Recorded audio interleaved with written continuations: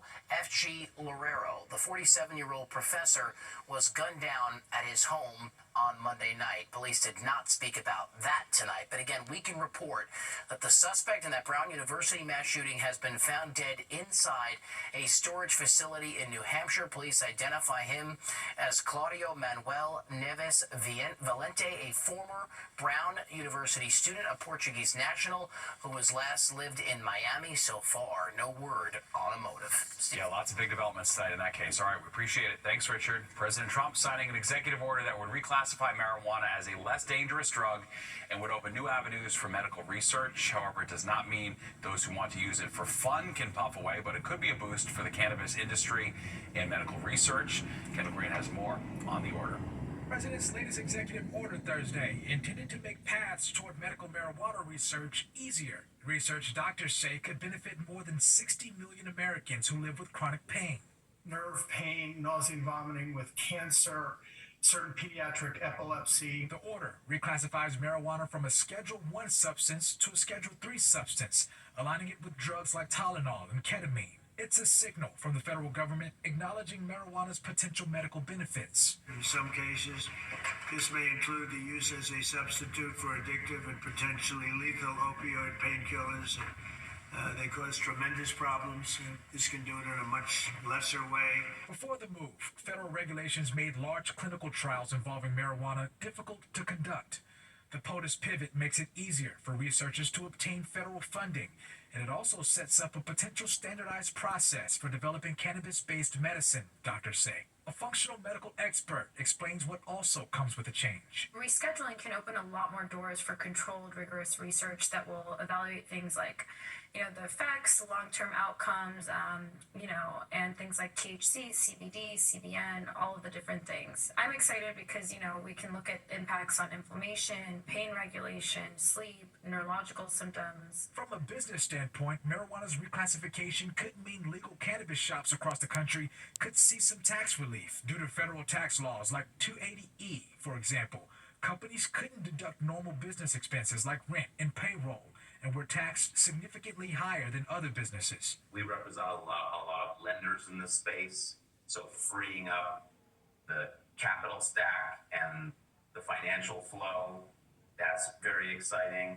So the lenders, I think, are getting more comfortable. Though the executive order doesn't legalize marijuana on the federal level, it's worth noting this move has been heavily criticized by some within the Republican Party. Our medical expert did make note of the risks which remain associated with the substance itself. Definitely in youth and adolescence, there's cognitive effects. If there's heavy use, there could be cardiovascular concerns, dependence. Kendall Green, Fox 5 News.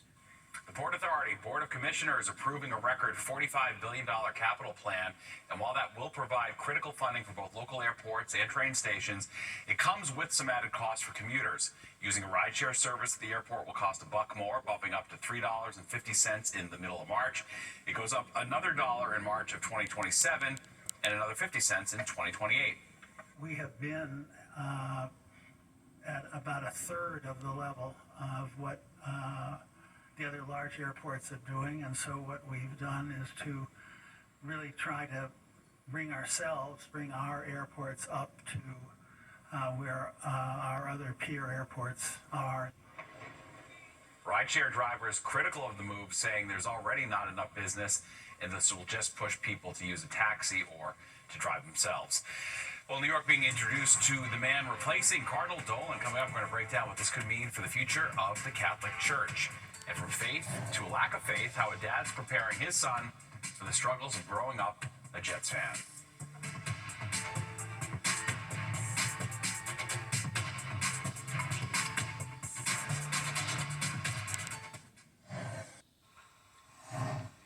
For the first time in more than 15 years, there will be a new Archbishop of New York. Sharon Crowley joins us live from St. Patrick's Cathedral with more on the end of the Timothy Cardinal Dolan era and the man replacing him. Sharon. Yeah, it's been an incredible day here at St. Patrick's Cathedral, Steve. Pope Leo this morning, 6 a.m. our time, accepting his resignation, which he submitted to Pope Francis before he died, but Pope Francis didn't take it. And that paved the way for Bishop Ronald Hicks, who also is from Chicago, like Pope Leo, to be named his successor. He will become the next Archbishop of New York on February 6th. But today they had a news conference, and Bishop Hicks, Steve, got to face the New York Media Corps for the first time, taking questions. He seemed to handle it okay. And then later in the day, both Cardinal Dolan and Bishop Hicks together celebrated Mass. Definitely a symbolic show of unity. The Cardinal clearly trying to let New Yorkers know he's okay with retiring, or rather resigning anyway, this job. Who knows what the future holds for him. And really trying to help New Yorkers embrace this new leader. Yeah, no, it seems like a successful rollout so far. So walk us through what we know about the Archbishop designate. We do know that he goes way back with the current Pope. Yes, and that is, of course, something to think about, because even in corporate America, right, you put people in key positions that you know and you know you can trust. Basically, he's not as close as the Pope as his mentor is, so he was really recommended by someone else from Chicago above him, and that bishop was here today at celebrating the Mass as well. So he came highly recommended, and then he said he had conversations with Pope Leo, right after he was selected, and even before he was selected as Pope. So they do have a little bit knowing each other, a familiarity. And as I think I mentioned, they grew up 12 blocks apart, and they both, more importantly, speak multiple languages fluently and have served time in Latin America serving the poor. And that is really a mission of Pope Francis, and then now Pope Leo, and something that he really sees as the future of the Catholic Church going forward. Not just talking about things, but actually doing things, and especially helping the marginalized in our society. So I think a fit for that kind of leadership is where Bishop Ron Hicks falls in, and they call him now the Archbishop designate, or kind of like we have a mayor-elect, it's like the Archbishop-elect, and he'll take over February 6th. Yeah, so what happens to Cardinal Dolan now? Obviously, he's been so busy and such an integral part of the social scene for years here in New York. Absolutely, and beloved, and that is why it's bittersweet for so many Catholics and really lots of New Yorkers. The front row of the pew at the Mass today was filled with Rabbi Potasnik and faith leaders of all kinds, celebrating this transition. Cardinal Dolan has lots of opportunities for him. He has still a lot of energy and a lot of influence in this city. I'm hoping to find out more about what he's going to do when I talk to him tomorrow afternoon. I'm looking forward to it, and maybe he'll give me an inkling of what's coming up next. Yeah, that'll be fascinating. In the meantime, everyone's obviously trying to figure out what the appointment of the Archbishop designate says about where Pope Leo wants to take the Catholic Church. A lot of people try to read the tea leaves. What's the buzz on that?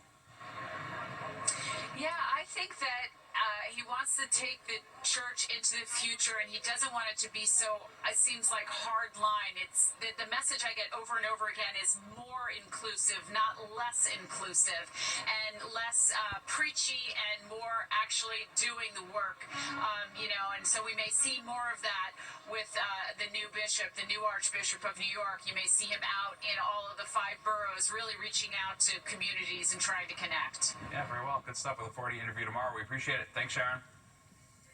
Well, a dad going viral for passing important wisdom on to his newborn son. Stadium, all the NFL. Oh, I know.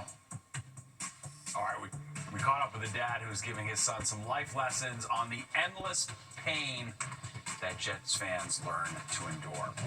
And it's a taste of spring this holiday season. The Mets delivering some cheer at City Field. How players made this a holiday some local kids will never forget. And Nick joins us with more on what's expected to be a very windy Friday. Nick? Yes, and a little taste of spring, too, because temperatures are going to go for a record high in the upper 50s tomorrow, but it is going to be windy, and you can see all the rain off to the west coming our way. And the forecast comes your way when the 10 o'clock news returns.